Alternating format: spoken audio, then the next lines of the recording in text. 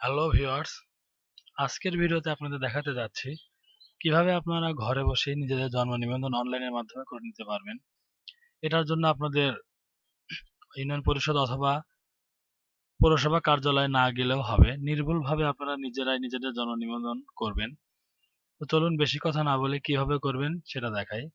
তো প্রথমে আপনাদের কম্পিউটারে গিয়ে যে কোনো একটি ব্রাউজার ওপেন করবেন। তো আমি আমার পছন্দ মতো একটি ব্রাউজার ওপেন করতেছি। দেন এখানে টাইপ করবেন bdris.gov.bd লিখে গুগলে সার্চ করবেন। সার্চ করার পরে দেখবেন প্রথমে একটা অপশন আসছে নতুন জন্ম নিবন্ধনের জন্য আবেদন। তো আপনারা এই অপশনটাতে ক্লিক করবেন। তো যাই হোক, সাইডে ঢোকার পর আপনারা দেখবেন ইন্টারফেস দেখতে পাবেন নতুন জন্ম নিবন্ধনের জন্য আবেদন। তো নিচে কিছু লেখা আছে, আপনারা জিনিসটা পড়ে নেবেন, পড়লে আপনাদের সুবিধা হবে। যাই হোক, আমি পড়ছি না কারণ আমার এখানে আগেই পড়া আছে।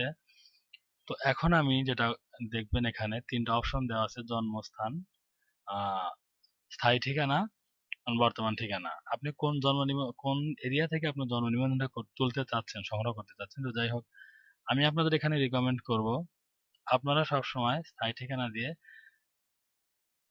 আবেদনটা করবেন। আর নিচে যে টিকমার্কটা দেখতে পাচ্ছেন, এটা যদি আপনি বাংলাদেশ যে কোনো দূতাবাস থেকে আবেদন করতে চান, যদি আপনি বিদেশে থাকেন, দেশের বাইরে, তাহলে এখান থেকে করবেন। যাই হোক, আমি স্থায়ী ঠিকানার মাধ্যমে দেখাচ্ছি। স্থায়ী ঠিকানা টিক দেওয়ার পর পরবর্তীতে আমরা যাব। তো পরবর্তীতে গেলে আমরা এরকম একটা ইন্টারফেস দেখব যে নামের প্রথম অংশ বাংলায় এবং নামের শেষ অংশ বাংলায়। যেমন আমি বলতেছি, এখানে আপনি ধরেন আপনাদের নাম রাতুল হাসান, তো এখানে আপনি রাতুল লিখবেন, এখানে হাসান লিখবেন। দেখ, আমি আপনাদের পূরণ করে দেখাচ্ছি। নাম এখানে ইংরেজিতে রাতুল হাসান, এখানে জন্ম তারিখ দিবেন। জন্ম তারিখ দেওয়ার সময় একটা জিনিস খেয়াল করবেন, আপনার ভুল যেন না হয়। যাই হোক, আমি পূরণ করতেছি। আর এখানে আরেকটা বিষয়, জন্ম নিবন্ধন যাদের 2000 সালের আগে অথবা পূর্বে, আর তাদের বা পিতামাতার নাম থাকলেও হবে। আর যদি 2000 সালের পরে হয়, তাহলে অবশ্যই পিতামাতার জন্ম নিবন্ধনটি থাকতে হবে। তো যাই হোক, আমার জন্ম 2000 সালের আগে, তো আমার জন্ম 1990 সাল জানুয়ারি মাসের 24 তারিখে। তো আপনার পিতামাতা কততম সন্তান সেটিও এখানে দিতে হবে। তো আমি এখানে দিচ্ছি 3 নাম্বার সন্তান।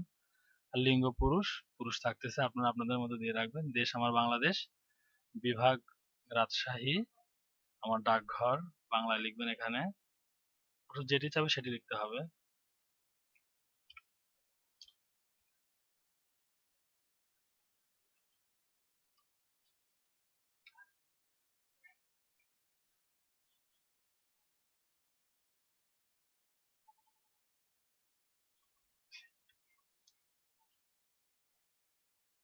এখানে বাসা সড়ক নাম্বার যদি না থাকে, সেখানে আপনারা 0 দিবেন। তো পরবর্তীতে আসে ইংরেজি, এখানে দেখবেন ইংরেজিতে, তো আপনারা এখানে ইংরেজিতে লিখবেন। আমি ইংরেজিতে লিখে দিচ্ছি।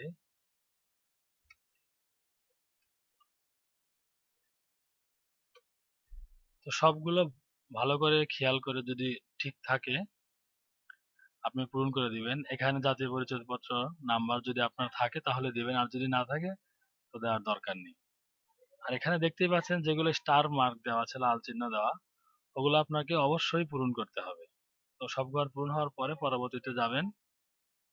পরবর্তীতে যাওয়ার পরে আপনার পিতামাতার তথ্য এখানে দিতে হবে।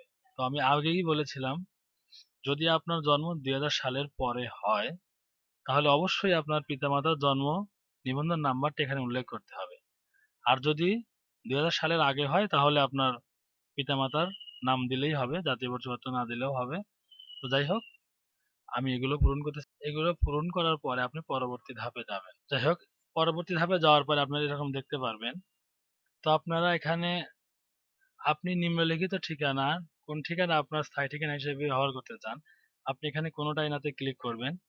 তো ক্লিক করার পর জন্ম ঠিকানা, জন্মস্থানের ঠিকানা ও স্থায়ী ঠিকানা একই হলে এখানে টিক মার্ক দিবেন। তো আমার একই, আমি টিক মার্ক দিয়ে দিচ্ছি। নিচে সেম একই ঘটনা, ওই একই সিস্টেম, কোনোটাই না, জন্মস্থান স্থায়ী ঠিকানা একই দিয়ে দিবেন। তো পরবর্তী ধাপে যাওয়ার পরে আবেদনকারীর ব্যক্তি, মানে আবেদনধীন যে আবেদন করতেছে, তার সাথে আপনার কি সম্পর্ক, আপনি যদি নিজ হন তাহলে অবশ্যই নিজে টিকমার্ক করবেন। টিকমার্ক করার পর এখানে একটা মোবাইল নাম্বার দিবেন, আপনার সচল মোবাইল নাম্বার দিবেন। ওই মোবাইলে আপনার ওটিপি আসবে। ওই মোবাইল নাম্বারে আপনার সকল তথ্য দেখতে পারবেন, আপনার জন্ম নিবন্ধনের বর্তমান কি অবস্থায় আছে। তার একটু নিচে আসলে আমরা দেখতে পারবো ফাইল সংযুক্তি, মানে এখানে আপনার ডকুমেন্ট দিতে হবে। আপনি বাংলাদেশের নাগরিক কিনা, আপনার বাবা মা বাংলাদেশের নাগরিক কিনা তার প্রমাণ আপনার এখানে করতে হবে। আর এখানে একটা ইমেল আইডি দেওয়া আছে, ইমেল যদি আপনার ইমেল থাকে তাহলে ইমেল দিতে পারেন, না থাকলেও সমস্যা নাই। তো যাই হোক, ছবিতে আসি। তো এমন একটা ফাইল আপনার সংগতি করবেন যেখানে ফাইল সাইজ 100 কিলোবাইট এর উপরে হবে না। তো আমি এখন ফাইল সংযুক্ত করতেছি। তো ফাইল সংযোগ করতে হবে। সংযোগ ফাইল সংযোজন করার জন্য অবশ্যই সংযোজন বাটনে ক্লিক করতে হবে। সংযোজন ক্লিক করার পর কোথায় আপনি সেটা রাখছেন সেটা দিয়ে আপনি ডাবল ক্লিক করবেন। তো কি আপলোড করলাম এখানে, আমার করলাম হলো জেএসসি সার্টিফিকেট। তো জেএসসি সার্টিফিকেট, তো দেন আবার একটা সংযোজন করতে হবে, বাবা মার এনআইডি অথবা মানে জমির খাজনা দেওয়ার যে কোনো একটা রসিদ এখানে করতে হবে। তো বাবা মার এনআইডিটাই দিলাম, তো এখানে পিতা মাতার এনআইডি।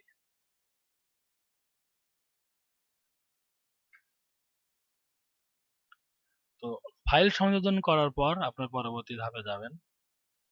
পরবর্তী ধাপে যাওয়ার পরে ফাইনালি আপনাদের পাশে এরকম একটা ইন্টারফেস আসবে। তো এখানে আমরা কি কি পূরণ করলাম সব এখানে দেখাবে। তো এগুলো আপনারা ভালোভাবে দেখে চেক করে নেবেন। এখানে এটা ঠিক হলে আপনারা ফাইনালি সাবমিট করবেন। আপনারা সাবমিট করার পরে আপনাদের মোবাইলে একটা এসএমএস যাবে, এসএমএস এ আপনাদের অ্যাপ্লিকেশন আইডি দিবে। তো ওই আইডিটা নিয়ে আপনারা আপনাদের ইউনিয়ন পরিষদ অথবা পৌরসভায় গিয়ে ওই আইডিটা বললেই ওনারা ওরা ওরা অ্যাকসেপ্ট করে নিয়ে আপনাদের একটি জন্ম নিবন্ধন দিয়ে দেবে। এভাবে আপনারা ঘরে বসে নিজেদের জন্ম নিবন্ধনটা করে নিতে পারবেন। যাই হোক, ভিডিওটা ভালো লাগলে অবশ্যই লাইক কমেন্ট করবেন, শেয়ার করবেন, আর সাথেই থাকুন। এরকম ভিডিও পেতে সাবস্ক্রাইব করুন, লাইক করুন। Thank you.